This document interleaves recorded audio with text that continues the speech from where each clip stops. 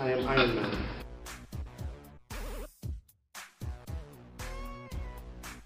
Dancing got into my life because my mother was a folkloric dancer, Haitian folkloric dancer. That influenced me, but the biggest influence that got me into that kind of culture was my older brother. My older brother was part of a breaking crew called Illusion Breakers, and he was like the boogie boy of the crew, which means that he was doing waves and tricks and glides and all that stuff, yeah. And that really influenced me, and he would come home and battle me, he would come home and like, you know, like, hey, look at this new move I've learned, you know what I mean? And he would battle me and stuff. So that really influenced me to get into dance, like that. Talking about things that when I was like 9 or 10, my brother would come home and that was my biggest influence. From there, I met up with Boom Beast in high school. So all my information I had was from my brother. Then I moved to the States. So I was disconnected from my brother because my brother stayed in Canada. Then when I came back to Montreal, I linked up with Boom Beast. So I would say that would be my second influence because he was the dude that was watching a lot of footage from. He had like a bunch of Wiggles tapes and stuff like that, so we watched the tapes together, and you know, and the first time I met him, we battled and he roasted me, and that was really bad. You know, and so that happened, but that influenced me to be like, yo, I want to be good too, you know, so he influenced me at that age when I was 16 to be like, yo, I want to be good, I'm going to train, I'm going to meet you one day, and he got me into Area 51, which is a breaking crew. The breaking crew, the first crew that I got in. So that's, I would say, post-popping, you know, that's my first influence. My older brother and Boom Beast are the people that really got me into the culture. At that time, I thought I was popping, but I don't think I was really popping. I was just like, you know, doing tricks. I had a few hits here and there. I knew how to do a few mechanical stuff in a few ways, but I wasn't really popping. And then, later on, by the time I got 20, I met up with Fawn. Fawn is... yeah, he's in the States, and and that's the thing for me. It was at a time where, you know, me and Boom Beast were in the same crew and getting a lot of hype, and everybody was hype on our stuff, you know. But there was this dude called Fawn, and I was like, you know, what's that dude about? And we felt like he had way more information, you know.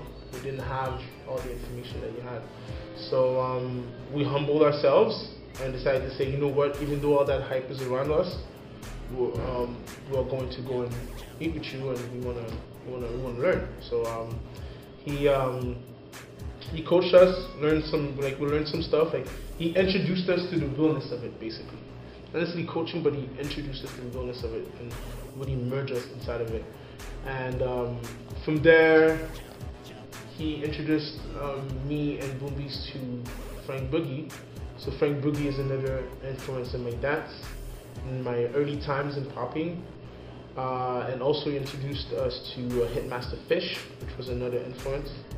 So I also learned from him on some mechanical tip and some rawness tip, yeah, being raw. And I mean, also there's a lot of self-research, I've done a lot of research, meaning like searching videos and looking for stuff. So I've done a lot of work on my end to teach myself. And I would say the last teacher I had was Pop Type, which was spent 2 weeks with him, and I've learned some shredding. I mean, I've learned some shredding. Let's say that I somewhat understand the dance, because I'm still young, and maybe in this ice flow, because I mean, I'm not necessarily from there. But yeah, so Pop Type was my last teacher. Went there, and he gave me that Bay Area vibe, which is fully encrypted inside of my dance.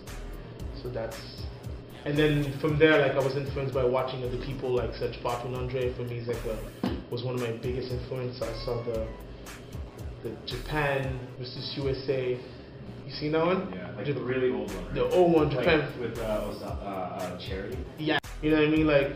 That freestyle session for me is like, everybody was dope. Everybody was doing this thing. Aki was doing his thing. Sheen, Cherry, Tetsuji, respect to him. You know, mad love to Tetsuji.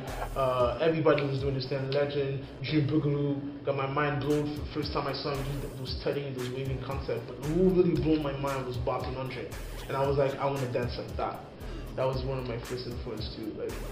Like not direct influence, but outside influence. I was like, yo, this is crazy, yo. Like, how do you do that? Anyways, yeah, quickly, that wasn't quick, but but that's a bit of my story. I mean, and then the people to influence me, you know, like the scene, the Montreal scene, a lot of dancers in the Montreal scene influenced me also.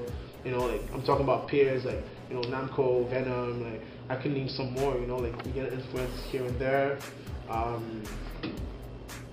First time I saw Popular live, you guys know Popular? Popular? No? Yeah. First time I saw Popular, I was like, yo, my name is, I'm like the sessioning, it's 2009, we'll be sessioning in this club. And I'm like, yo, we're not battling, sessioning, sorry. So we're going in, and it's me, Venom, and GF, and other folks. And the dude is hitting hard, like way harder than I'm hitting.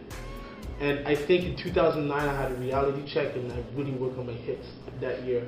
Because like it makes no sense. This dude's name is Popular and my name is Monstapop, and this dude's hitting like way harder than me. Like, way more crisper than me. So I started to like work on like hitting, and I started working on hard dimes, which was like kind of my way of I love hitting, I like popping, but I also like hard dimes, the effect of it. It's almost the same effect as a pop. So that's another influence. I have to give good respect to Popular for that. I mean, and there's few other people, you know, there's so many people that influence. I feel like that's what the culture is about. It's about, you know, sharing and be like, yo, do what you're doing is dope, and get influenced by that, influenced by certain other people, younger people, same age people, people that are older, and so forth and so on. Man, it took me a lot of time to answer your question, yo.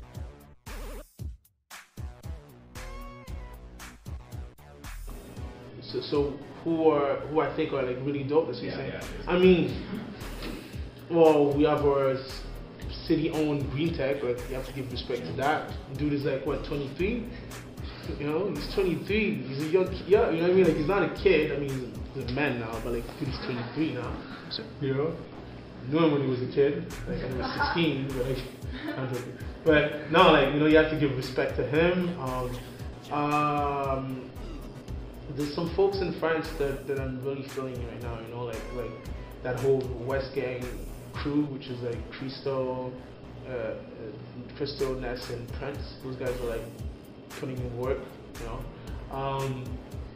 Not battling, but I feel like it's part of the new school. Like it's Boy Wonder. He's not necessarily battling. He's from San Fran, and for me, this dude is sick. You know, I don't think a lot of people can hang with him in a cipher, you know. I mean, I'm not trying to put him so much into that high pedestal, but the dude is like, he's a jack of all trades. This dude has so much, like, his dancing is endless, you know? There's a lot of stuff. Boy Wonder, like B-O-Y, not B-O-I. Right? No, B-O-Y. B-O-Y space Wonder, Boy Wonder, you know? I feel like in comps, like, I've seen footage, I'm being honest, I've seen footage of him in comps. Maybe in comps, he doesn't perform the same way that he performs in a cypher, but if anybody has a chance to exchange with him in a cypher, you know, you see that the dude is just talented, you know. He's very talented. Maybe not popping, but it's another style. A dude that I consider like really a genius is Storyboard P, and he does mutation flexing. He's from NY. First time I met him was in 2008, and I think dude is also the same age as Green Tech. I think he's 23 or something. I think, if I'm not mistaken, I'm like making a mistake, but respect to him though. He's like pushing really hard. And there's other people, man. Abnormal from our city. I know you guys heard about Abnormal. Like this is what, 20? No, he just turned 20, but he was 19. You know, he just turned 20, and he just decided, you know what? I'm gonna create a ruckus in the city. You know? A ruckus, like he's gonna create trouble, you know, in a good way. I'm saying like he's really challenging, you know, like he challenges people, has a nice style, super clean. Another person from our city is ATN, also. Dude is like funk, incarnation of funk. Dude like straight funk. I mean, there's so many people though, but yeah, like that, top of my head, like that. That's the names that came out.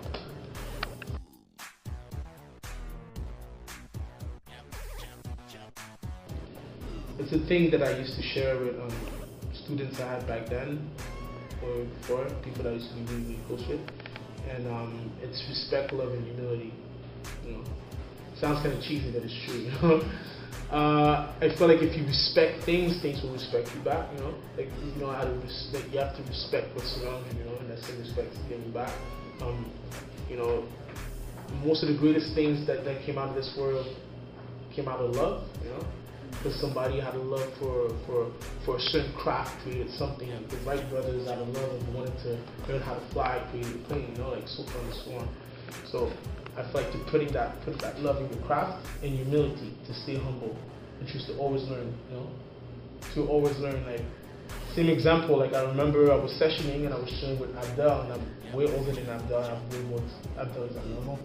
I have way more experience than abnormal, and I would sit there and be like, hey, your glides are really sick. Like, can you teach me, or can you show? Like, I want to understand how to, because I feel like when I'm gliding like this, it doesn't work. And to have that humble side of like, you know what, whether it's an OG, a kid, or a person that's like the same age, you need to always try to learn and grasp as much information, because the more information you have, I feel the more powerful you are within the craft.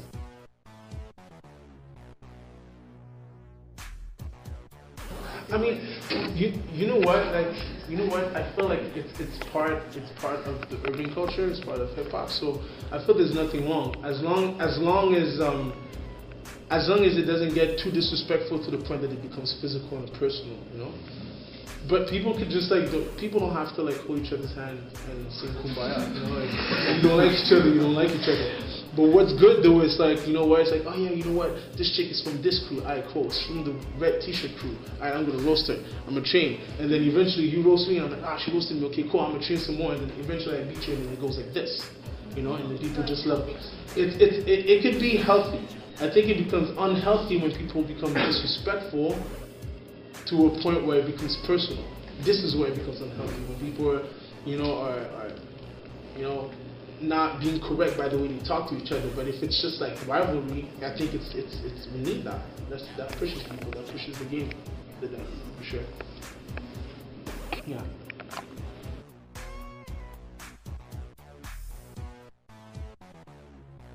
I don't structure my set from the beginning to end. So, well, this, I don't know. I'm just freestyling. I'm just going in. I'm just enjoying the moment. I'm just dancing. I would say the only mindset I have is I know I dance really well. I dance the best that I can dance is where I feel like I have control. You know, that's for me though. That's for me. That's not saying that you guys have the next idea, but that's for me.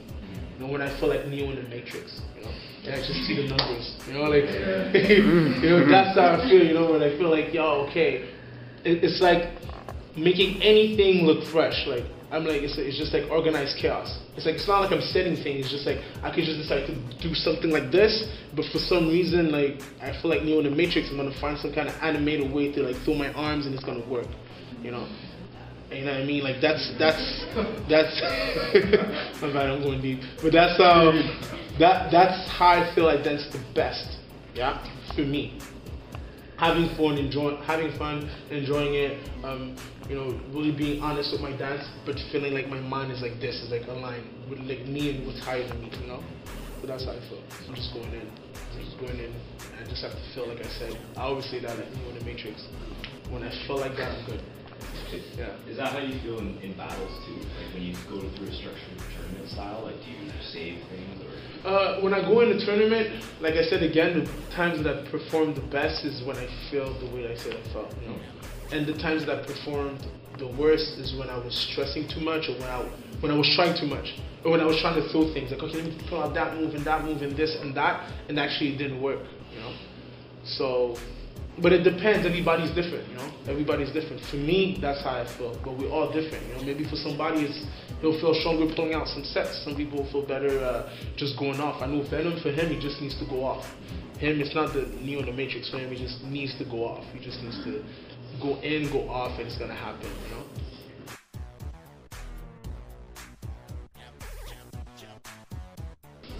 I do. I haven't respected my structure lately. The past times have been so busy, but on and off I do. Yeah. But in the highest times of my training, yeah, like I have a structure. I'll be like, all right, I'm gonna train 2 hours of this, 2 hours of that, and then I'm gonna physically do this. And you know, if I know I want to prepare my body for something, I will have some kind of training structure. For sure. And also I have a black book where I write and draw all my concepts.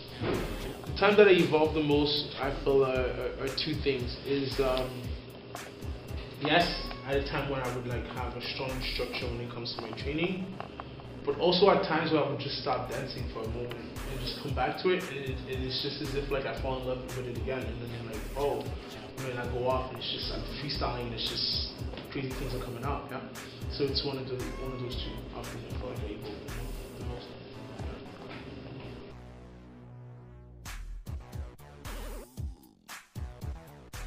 I think it's the constant struggle of most artists, you know. We love it, and because you put so much passion in your art that it's not a love and hate, but it's just like it's, you know, when it doesn't go a certain way, you get disappointed because you love it so much. And yeah, sometimes like, you know, sometimes you're fully in love with it, and sometimes you just nah, you know what, I had enough of it, and just take a break, or you know. I mean, so many artists sometimes are like, you know what, I'm gonna quit. It's enough.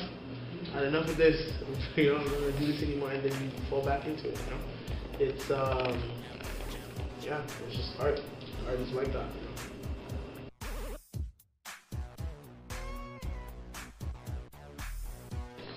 I'm just really passionate about that craft.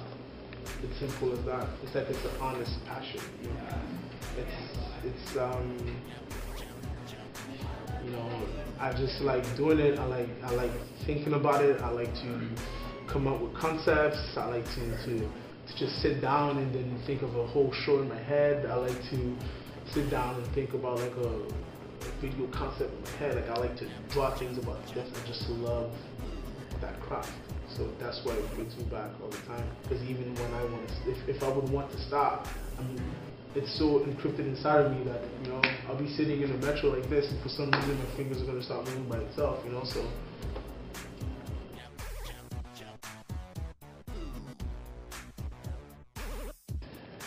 I think you just have to keep your eyes on the prize. Simple as that, you know, it's, I mean, that's how it is with most things, you know, like human beings that work together will most likely have difficulties. That's how it is. They will always have adversity. But as long as everybody keep their eyes on the prize, if they keep their eyes on the goal, they will be able to go over the adversity for sure.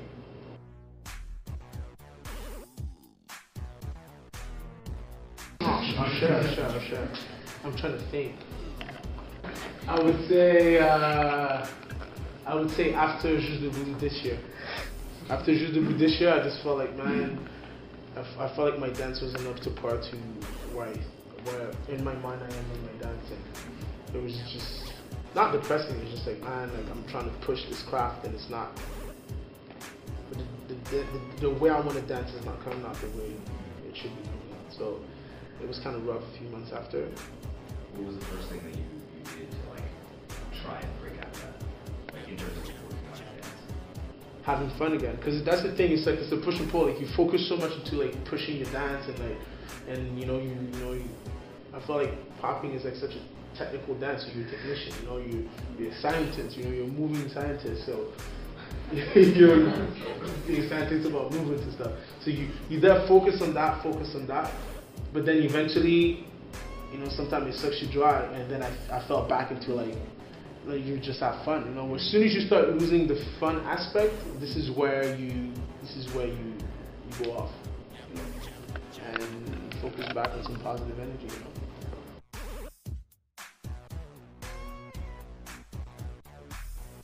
Greatest moment in dance. Wow. Okay. Some of my greatest moments. Some of my greatest moments.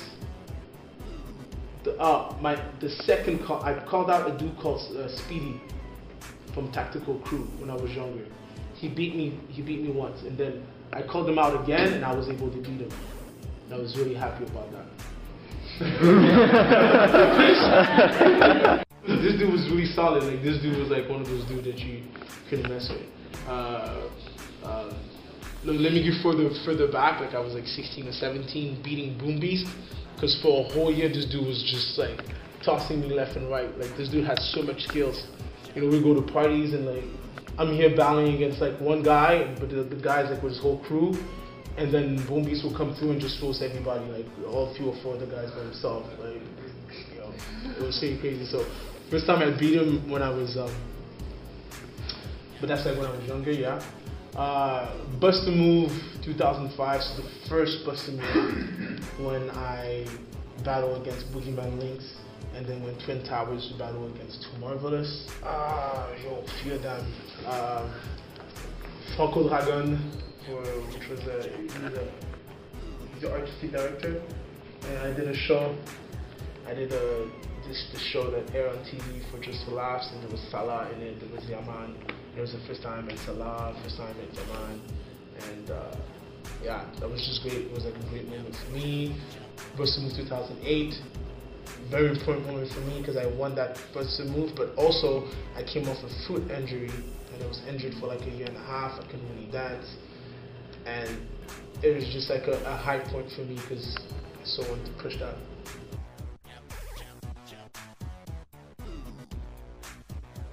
It's very simple. It's very simple. Very simple. If you're able to hold this position, you're good. If you're able to hold this position, you're good. Yeah, so it's this, and then it's this, and then it's the same thing on the other side. So it's this. Okay. Like this. Yeah. Okay. So it's very easy because then if you pass through, you go like you wave in, and then you imagine there's a wall, so your hand goes like this.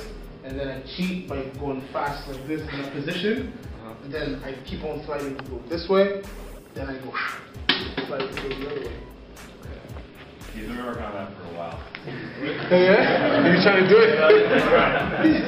It's okay, it's okay. All I do is just like I run like I couldn't figure out like in terms of the leg how you move your legs. So all I do is just run. I was like, I think that's it. It's okay. I mean, it's okay to get inspired. You know, like that's how you like that. You know you like that way. So you practice, you know how to do it. But eventually you're gonna create something that's your own. That's gonna either be similar to that, or there's gonna be like a tracing thing, or the same concept. You know, like I mean, I've bit some wiggle set before when I was like. I mean, I'm not saying it's good to buy. I'm just saying like starting dancing, I was like, yeah, I want to do that same wiggle thing. But then eventually I was like, alright, cool, that was cool, but let me figure out something that's my own. You know? Yeah. Just like with also that in terms of like fighting off the dancers, just want to go on to that topic. Like, when is it okay to like take the move, or like is it like learning from someone else? I don't think. I'm not here to say biting is okay. Biting in the quicker is not okay. But I think it's okay to be inspired. So let's say I don't know, like who was the set?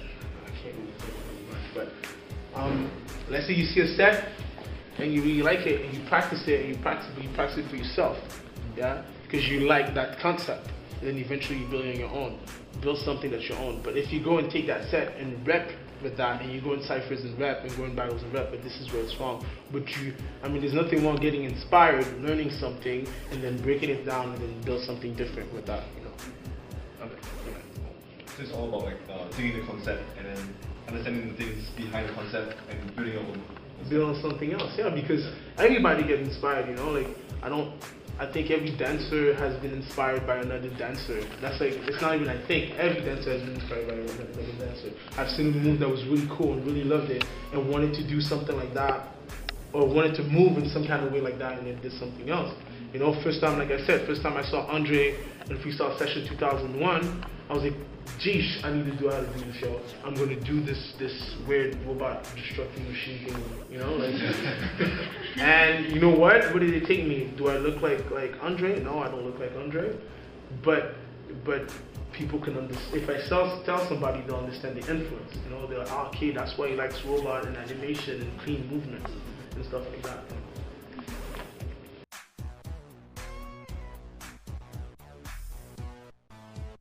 Right now, it's kind of hard because I don't think there's really a spot now. Before, people used to all go at urban element. I mean, it wasn't the only spot because I can't only promote urban. It used to be urban. Some would go to Shana. I know Green Tech was sessioning in the summer outside at the Place des Arts. Class design. Yeah, he was sessioning a lot. That's why I heard he was sessioning a lot out there. Yeah, you just have to pass with class design. You might have like crossed in Green Tech because he was sessioning there.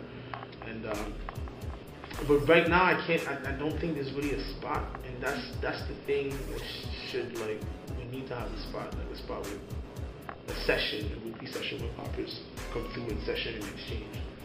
Young, old, new, veterans, novice, or I feel like the scene is like really like rich. There's a lot of poppers out there.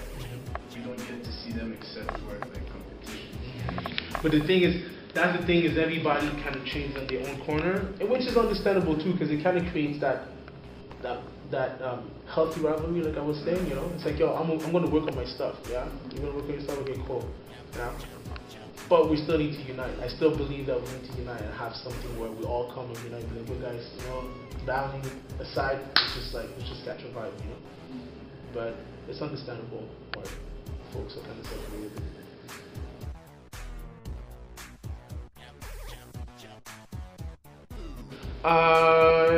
It's very competitive. It's very competitive. It's really competitive driven compared to how it used to be before. I felt before people went to jams or comps because they wanted to see other poppers.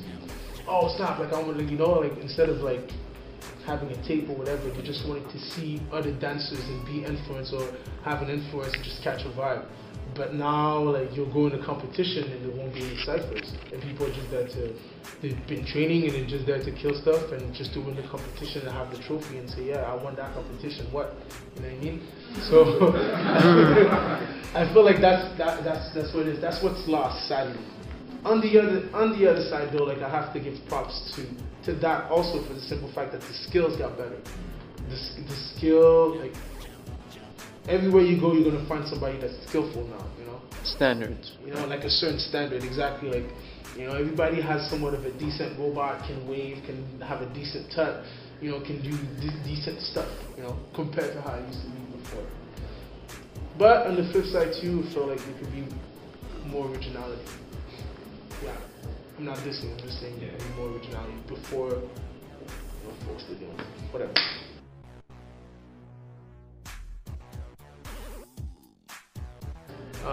Are you saying like as different styles of dance, or is it like, or is it, or yeah, like different styles. Is it different styles of dance, or is it just like, is it different styles of dance, or is it things that are related to either popping, mechanical, robotic, illusionary kind of movements, which means like popping, waving, animation, blah blah, so for this one, or is it like just different styles like that, and I'm interested into ballet, and I'm interested into breaking, and I'm interested into. But it's just like everything, you could do anything, right? So like, so I was just like taking influences from places, but I'm just like, not getting, yeah, I'm like being cautious, like, is it kind of bad because then I'm not getting good? I don't like using the word bad, you know, like, it's like imagine like you have several jars, right? And then you have this big gallon of water, yeah? Like those big tubes. So if you put all that water in one thing, then yes, it's going to come at excellent level.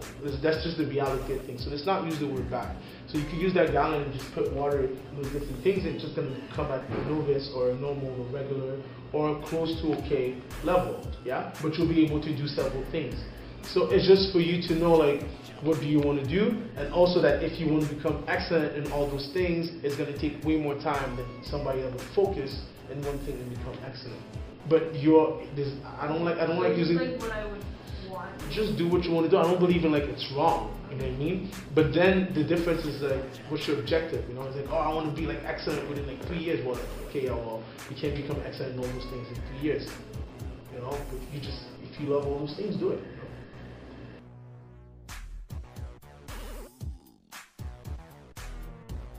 know? Yeah, I mean, I love. Not necessarily in the dance of what I'm seeing in the dance nowadays of hip hop, because and I'm being honest, like I felt a lot in the dance, or what is said to be the dance of hip hop, you know, or what I see in competitions more. I see a lot of influences within, like, you know, robot or animation or popping like influences. You know, people do like connections and like, you know, and a lot of stuff like that. But what influenced me is the vibe. Like that's after me the vibe of hip hop. Like that vibe. It's a thing that like is a good influence to me. Like if I think of, you know, like sometimes I'm battling and just go like this and like walk side to side like this. It's just because that hip hop vibe comes through. You know, that rawness. You know, think of Wu-Tang Clan. I'm like, you know, raw. You know, like and that kind of have that influence. Is there other styles that influence me?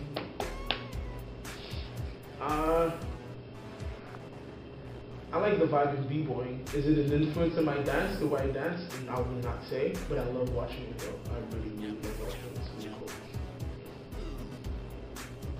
So it's basically anything that is related with robotic, illusionary, mechanical, popping like dances, and vibes of hip hop, for sure. That's in my dance, the vibes of hip hop. Some vibes, not the dance, but some vibes.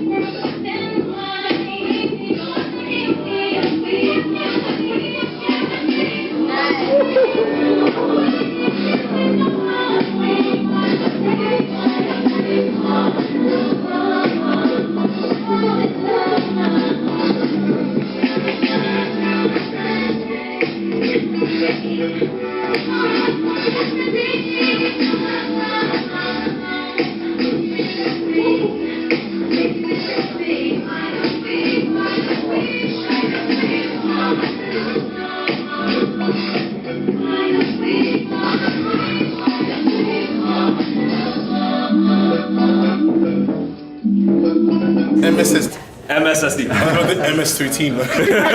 Yeah, good. Yeah, big shout out to MSSD, Monstapop, Symbiotic Monsters, Montreal, MSSD, yeah.